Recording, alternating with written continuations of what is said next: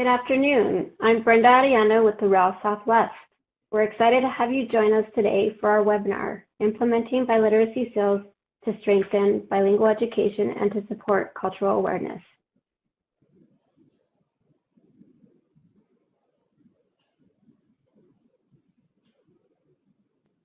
Before we get started, I'd like to start with some housekeeping items.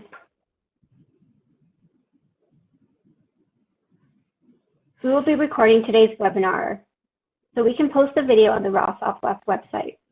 On your screen, you'll see a notice about the recording, which I'm going to read out loud. The American Institute for Research allows for the recording of audio, visuals, participants, and other information sent, verbalized, or utilized during business-related meetings. By joining a meeting, you automatically consent to such recordings. Any participant who prefers to participate via audio only should disable their video camera so only their audio will be captured. Video and/or audio recordings of any AIR session shall not be transmitted to an external third party without the permission of AIR.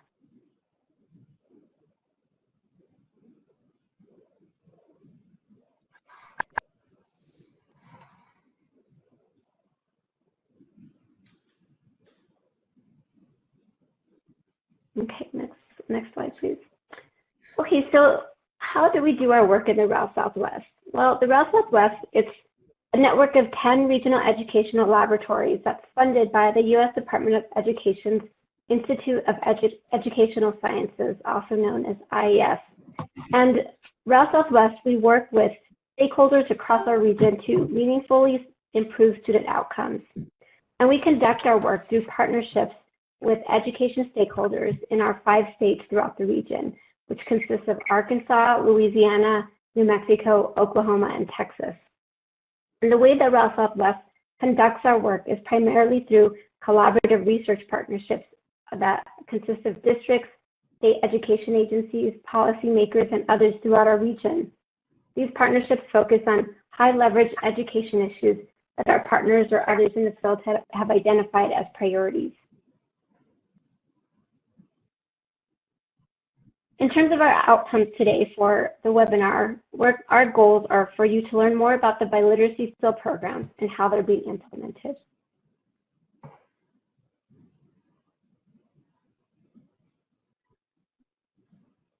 For today's agenda, what we want you to hear about is about bilingual education and the history of seal implementation. I'm also going to share with you some more about the work here at the REL Southwest and some of the projects that we have going on in New Mexico around the state seal of bilingualism and biliteracy. And then we're going to close out the webinar by hearing about biliteracy work in 3 locations in New Mexico. At the end of the webinar, we're going to share a stakeholder feedback survey, and it'll be sent to all the webinar attendees afterwards. This feedback is very important and helps us improve for future events.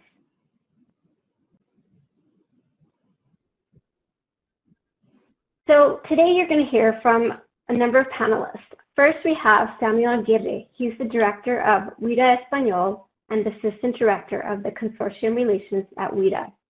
In this position, Sam bridges Spanish language development with English language development to support bilingual education of students in the United States and abroad. We also have Dr. Kadriye El-Atwani. She's the multicultural education specialist at the New Mexico Public Education Department.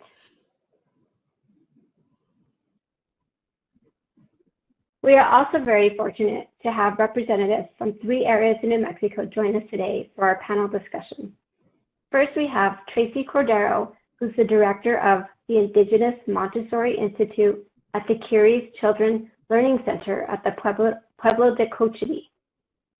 We also have Jessica Villalobos, who's the senior director of the Department of Language and Cultural Equity at Albuquerque Public Schools. Finally, we have Santi Gutierrez. She's a bilingual and multicultural education coordinator at Clovis Municipal Schools. And at this time, I would like to hand off the presentation to Sam Aguirre.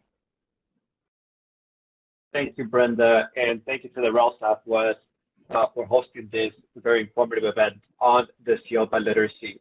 To all of our educators joining us from across the 5 states and a few others, Welcome to this presentation. I'm going to be sharing a little bit of information about the bilingual education and biliteracy seal implementation. So we'll kick it off with a brief history of the seal of biliteracy. And this may sound relatable to many of you, but the seal of biliteracy started up by a community-based organization, Californians Together. So a group of parents and educators in California kicked off the seal of biliteracy in 2008.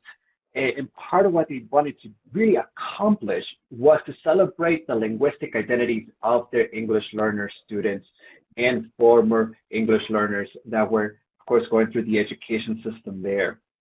Some of the things that they wanted to also accomplish was highlighting the linguistic assets of their bilingual students, multilingual students, elevating the value of bilingualism and multilingualism in their community, and strengthening the bilingual education programs. Now, ultimately, what they wanted to really get to was opportunities to prepare those students for success in college and career. And so that is part of the work that really got the seal of biliteracy movement started. And even though it started in California, it started to spread east very, very quickly. And so I have some information for you about some of the opportunities that came about. In many states, the growth of the seal of biliteracy started from a grassroots movement. So it was the schools, the district offices, and the parents that were making this movement. In some other states, it was a state agency that took the first step in the direction of bringing the seal of biliteracy to their states. Either way, educators and parent communities were actively involved in building and putting together this seal of biliteracy. Currently, 42 states plus Washington, D.C. award the seal of biliteracy, and the remaining states that haven't adopted the seals just yet are definitely making moves towards adopting that award. And you can see here on the map, the dark blue is all those 42 states plus Washington, D.C. that have officially adopted, and the other two colors are either under consideration or in the early stages of adoption of the seal of biliteracy. Now, the seal of biliteracy, even though it's been adopted across the country, it looks different ways in different places. So there is a broad diversity of the seal. Each state or local school district that has adopted the seal of biliteracy has set its own criteria for awarding the seal. Most states have the opportunity to provide that recognition on students' high school diplomas, and this builds not just the opportunity for a student to fully celebrate that accomplishment, but for it to be a public recognition that students can take beyond school. So employers and universities across the nation that have learned of the seal of biliteracy have taken the opportunity to provide enhanced opportunities and funding for those students. Many universities now are awarding either credits for world languages or, once again, additional funding opportunities for those students. And employers, when they see a seal of biliteracy on a student's high school diploma or a student's resume, they know that there is a recognition and there's something that stands behind that recognition of the seal. So as the award has expanded across the state, new opportunities have come about, and that has really shaped some of the policy that has moved this seal of biliteracy forward. Now, let's talk a little bit about some of the goals and the data of the seal of biliteracy today. As I mentioned, the movement started in California, but as it has shifted and gone across the country, there's a lot of more opportunities to enhance the bilingualism of our students.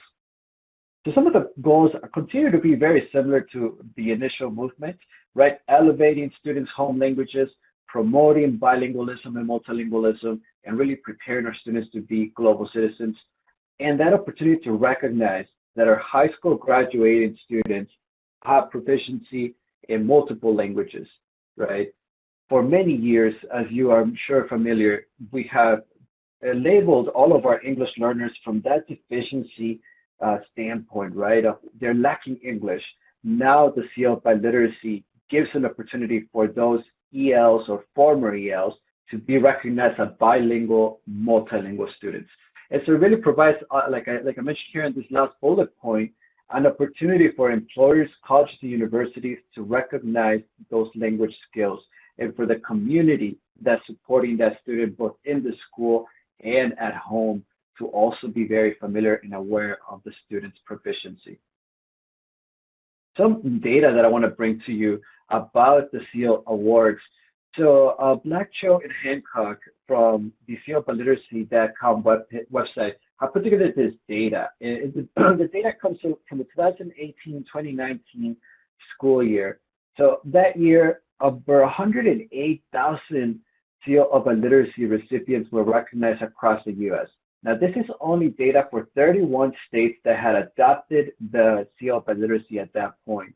9 states plus Washington, D.C. did not participate in this study. And part of that could just be the lack of data or an opportunity to engage them in this study that they conducted.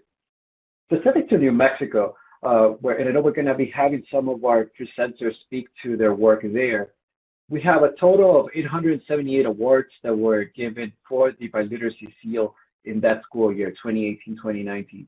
421 of which were English learner students or former English learner students.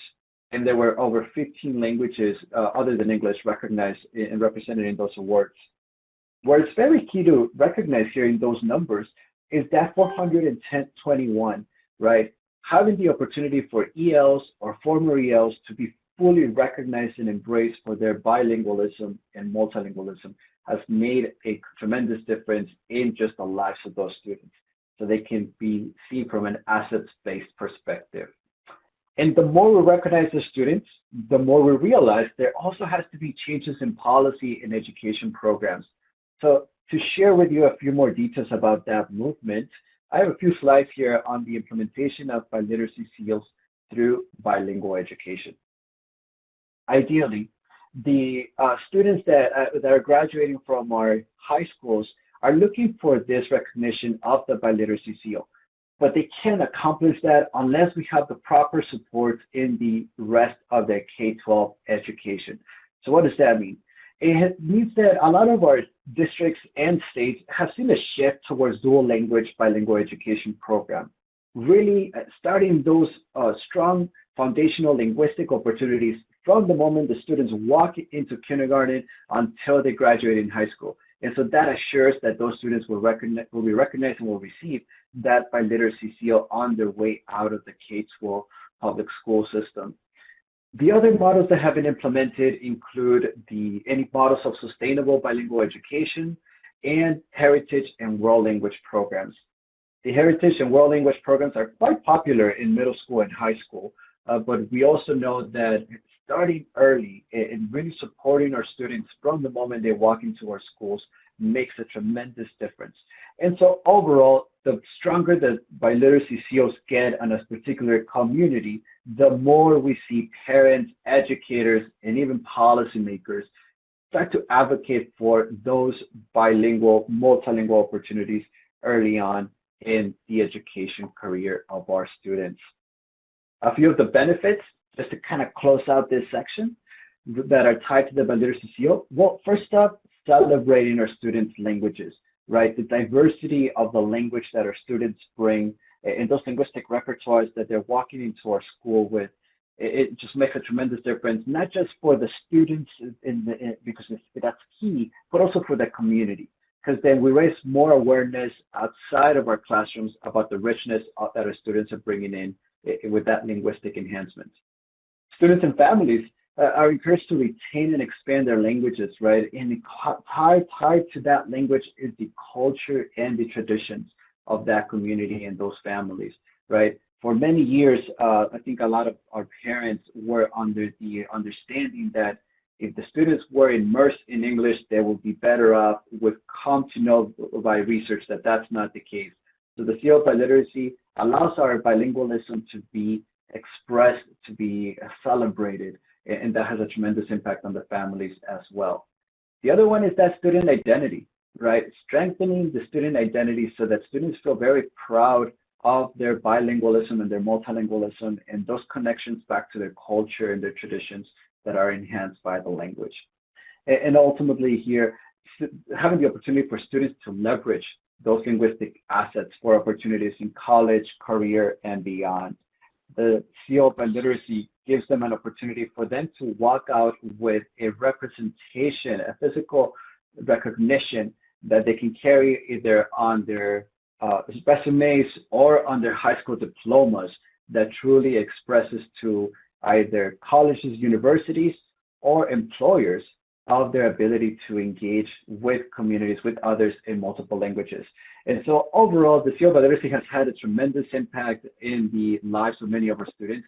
And I think we can all agree that there's going to be tremendous more opportunities in time to come, especially as this becomes a movement across every state in the U.S. And later on in this presentation, we're going to hear from some of our educators on the ground that are working to really bring this movement to life. And that being said, I'm going to toss the mic back to Brenda, who's going to talk to us about some of the work that the REL Southwest has been doing there in New Mexico.